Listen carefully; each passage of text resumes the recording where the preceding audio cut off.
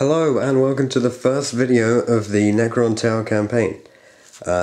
This has quite a bit of storyline behind it, so if you want to skip to the battle report, you can skip ahead right now, and it's an 1,000-point battle. And we've called this mission, so it begins. And as you can see, we've got the game table set up, and I'll read out the storyline to you while giving you a pan view of the entire battlefield. So it begins. The Tau have just eradicated all Imperial troops on Falgrath. As they move in to take hold of the Imperial Arcana, a small detail locates the apex of a huge obelisk-like structure, its surface covered in glowing runes. An evacuation team is immediately sent to the site with the hope of uncovering new, powerful technologies. On the second day of discovery, Orcano authorizes the squad to attempt mass styloanalysis of the obelisk. As the procedure begins, the energies from the Tau weaponry are absorbed by the ancient structure, forming a huge sphere of green lightning.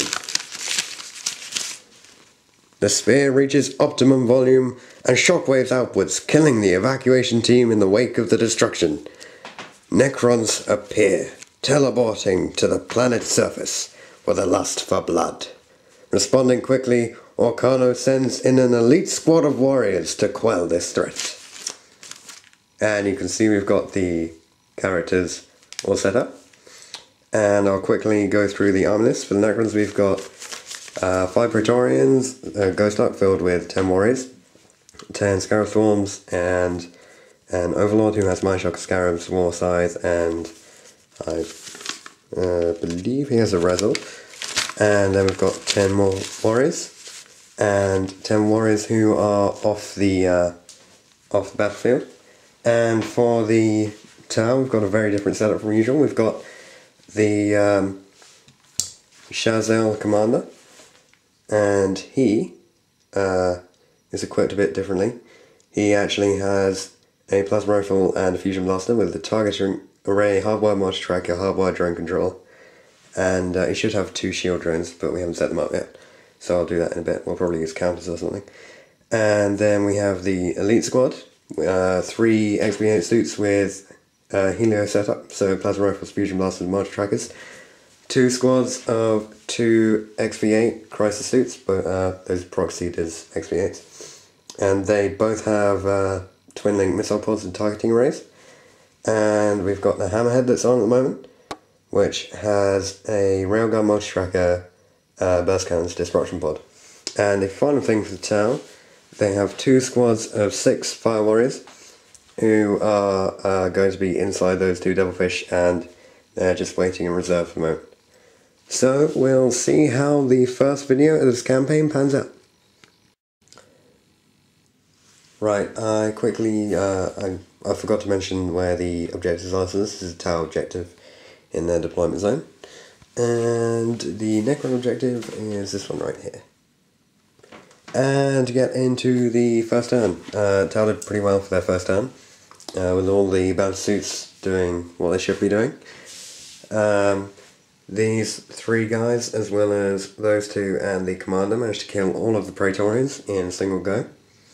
Then the Hammerhead fired a submission shot, which was supposed to be aimed at the Scarabs, and scattered and killed 1 warrior. And then these 2 guys killed 2 more Scarabs, and they all jump backwards so that they get further away, so Scarabs can't eat through them. But we'll see what the Necrons do in their first turn.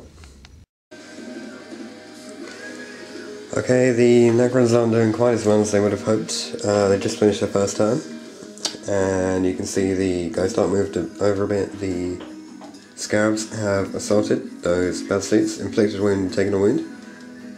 All these guys moved up, and the Ghost Ark fired 25 shots at these 3 guys and inflicted 1 wound in total. So that was all the guys inside and this array here, and that's all it did. So not quite as good as would have hoped, but we'll see some more people coming on in the next turn, and we'll see what happens. Alright, the second turn for the Towers finished, and they're doing really well in this game. None of the Devilfish came on. Neither of the Devilfish came on, sorry. but the three battlesuits here charged in, blew up the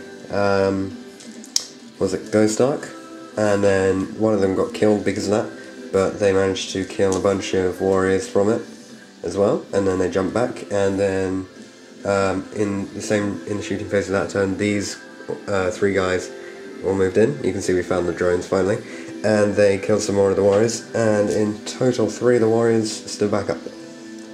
So they're alright for now. Over here, this is where the main tower victory of the turns happened. That hammerhead got a very lucky shot, landed straight on them, and didn't fail to wound any of them, because it's a submission shot, it's AP 4, and the warriors have an armor save of 4+, so they all got killed. And there were none left, and they weren't actually with the Overlord anyway. So he's now on his own, basically. And nothing happened in that combat, it was all tied up, which is really weird, but I guess sometimes that happens. So we'll see what happens in the following Necron turn 2. Alright guys, we've just finished the Necron turn 2, and very little happened. These guys moved up and shot those 2 battlesuits and did absolutely nothing to them. The Overlord moved up and ran, and those guys over there, the Scarabs lost another wound, and that was it. So the Necrons still have 1 set of warriors to come on, and the Tals still have 2 devilfish. Devilfish or devilfishes? You can post that in the comment below. With their 6 warriors each, and they're still to come on. So Necrons have taken a bit of a blow, but we'll see what happens in the Tau turn 3.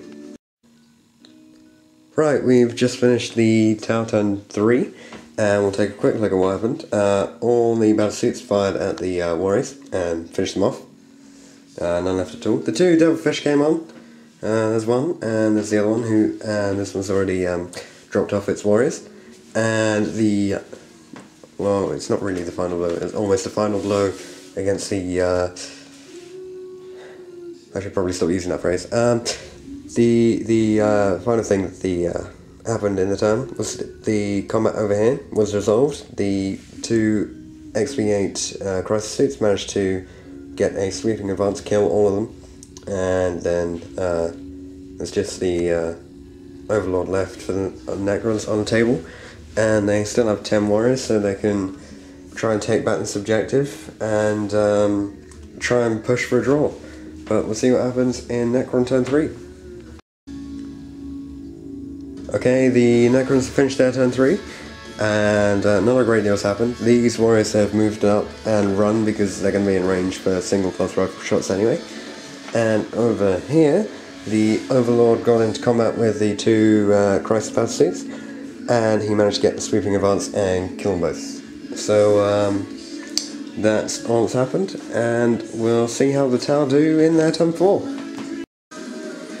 Alright, we're at the end of Tau turn 4. Everything's moved up, apart from those guys over there. Devilfish has unloaded the warriors onto the objective, and all of these guys move forward. The Devilfish turn around, and they fired off shots at these warriors, as well as those 2 guys with missile pods. And 4 of them now down. A few more went down, but they got back up again. And they're getting ready to try and contest this objective at least, or maybe even take it back. And the Overlord is still over there on his own. But we'll see what happens in the Necron turn 4. Okay, very quick turn 4 for the Necrons. You can see the warriors moved up. So they're going to take advantage of that objective, because we are saying that it's used as cover, because it's supposed to be some sort of obelisk sticking out of the ground. So they're going to get cover saves from those guys.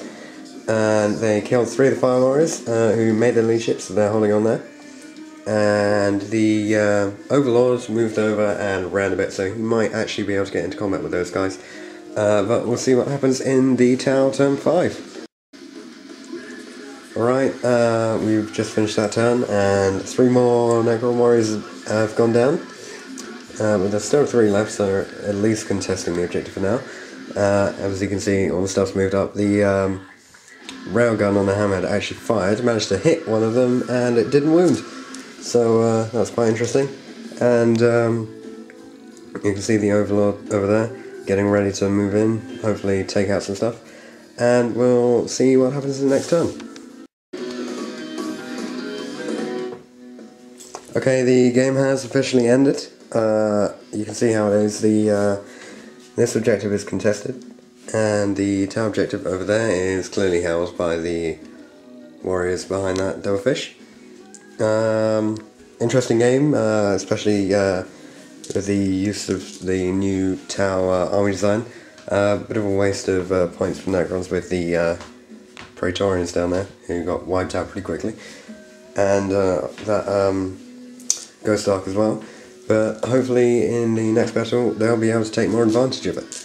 So if you're interested in the rest of this campaign, watch out for the next video that should be coming out sometime next week, and that'll be a 1500 point battle.